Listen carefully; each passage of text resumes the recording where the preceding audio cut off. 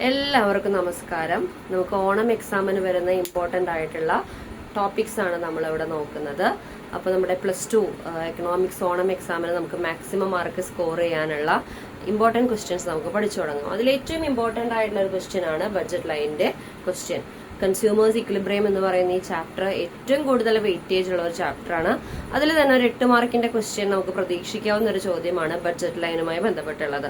അപ്പോൾ budget line എങ്ങനെ വരയ്ക്കാം, സ്ലോപ്പ് കണ്ടുപിടിക്കാം, അതുപോലെ തന്നെ ബഡ്ജറ്റ് ലൈൻ ഷിഫ്റ്റ് ആകുന്നത്, ഇത്തരം കാര്യങ്ങളാണ് ആ ക്വസ്റ്റ്യനിൽ ഉണ്ടാവുക. അപ്പൊ നമുക്ക് ഇവിടുത്തെ ചോദ്യം നോക്കാം. A consumer wants to consume 2 goods. The prices of 2 goods are 4 and 5 respectively. And the consumer's income is 20. അപ്പൊ നമുക്ക് ഏറ്റവും ആദ്യമായിട്ട് അറിയണം ബഡ്ജറ്റ് ലൈൻ എഴുതാനായിട്ട് എങ്ങനെ ഒരു ബഡ്ജറ്റ് ലൈൻ എഴുതാം. ബഡ്ജറ്റ് ലൈൻ നമുക്ക് ബൈ ഹാർട്ട് ചെയ്യേണ്ട ഒന്നാണ് P1 x1 plus P2 x2 equals M. ഇതാണ് ബഡ്ജറ്റ് ലൈൻ ഇക്വേഷൻ. എന്താണ് ഈ P1 എന്ന് പറഞ്ഞാൽ എന്താണ് ഈ P1 എന്ന് പറഞ്ഞാൽ പ്രൈസ് ഓഫ് ഗുഡ് വൺ ആണ് അല്ലെ. ഒന്നാമത്തെ സാധനത്തിന്റെ വിലയാണ് P1. P2 എന്ന് പറഞ്ഞാലോ പ്രൈസ് ഓഫ് ഗുഡ് 2.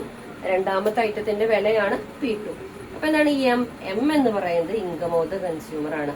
അപ്പൊ നമുക്ക് എഴുതി നോക്കാം. P1 എന്ന് പറയുമ്പോൾ പ്രൈസ് ഓഫ് ഗുഡ് 1 ഈസ് 4. അപ്പൊ 4x1 plus price of good 2 is 5. 5x2 equals income of the consumer is 20 and that is 20. ഇങ്ങനെയാണ് നമ്മുടെ ബഡ്ജറ്റ് ലൈൻ ഇക്വേഷൻ വരിക. അപ്പൊ ഒന്നാമത്തെ ക്വസ്റ്റ്യൻ ആയിട്ടുള്ള ആൻസർ എന്താണ്? 4x1 plus 5x2 equals M എന്ന് പറയുന്ന ഈക്വൽസ് 20 എന്ന് പറയുന്ന ഈ ആൻസർ ആണ് ഇവിടെ ബഡ്ജറ്റ് ലൈൻ ഇക്വേഷൻ ആയിട്ട് വരേണ്ടത്. ഇനി ചോദ്യം ഇതാണ്, how much of good one can consume if she spends her entire income. ഇവരുടെ എൻറ്റയർ ഇൻകവും എന്ത് വാങ്ങിക്കാനായിട്ട് ഉപയോഗിക്കുന്നു? ഗുഡ് വണ്ണ് വാങ്ങിക്കാനായിട്ട് ഉപയോഗിക്കുകയാണെങ്കിൽ എന്ത് വരും? അപ്പൊ നമുക്കറിയാം ബഡ്ജറ്റ് ലൈൻ വരയ്ക്കണമെങ്കിൽ എന്താണ്, എങ്ങനെ വരയ്ക്കുക? നമ്മള് XY0 ഇവിടെ പ്രൈസ് ഓഫ് ഗുഡ് 1 ആണ് കൊടുക്കുക അല്ലെ. ഇവിടെ ഗുഡ് 1ഉം ഇവിടെ ഗുഡ് 2 ആണ് കൊടുക്കുക.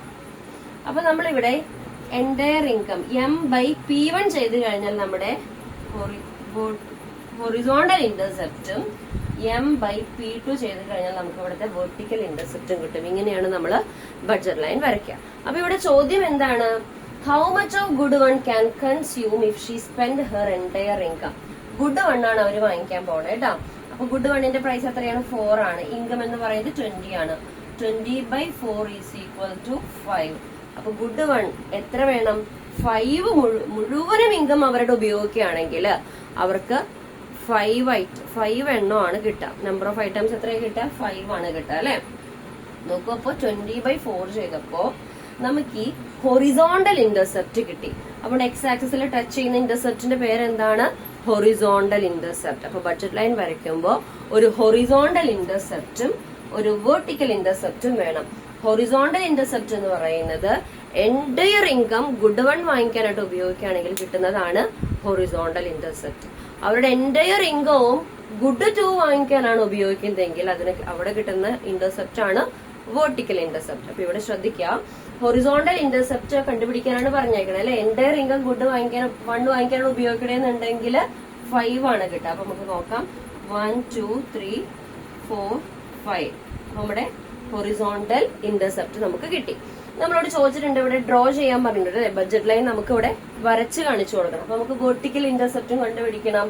വെർട്ടിക്കൽ ഇന്റർസെപ്റ്റ് ഇവിടെ ഗുഡ് 1 ആയ കാരണം കൊണ്ട് M/P1 എന്നും y ആക്സിസിൽ നമ്മൾ ഗുഡ് 2 ആണ് എടുക്കുക. അതുകൊണ്ട് M/P2 എന്ന് പറയുന്നത് വെർട്ടിക്കൽ ഇന്റർസെപ്റ്റ് ആണ്. വെർട്ടിക്കൽ ഇന്റർസെപ്റ്റ് എങ്ങനെ കണ്ടുപിടിക്കാം? 20 ഗുഡ് 2ന്റെ പ്രൈസ് 5 ആണ് അല്ലെ. 4 ആണ് വരാം. 1 2 3 4. 4ലാണ് മാർക്ക് ചെയ്യാം. M/P2 4. ഇതാണ് ബഡ്ജറ്റ് ലൈൻ.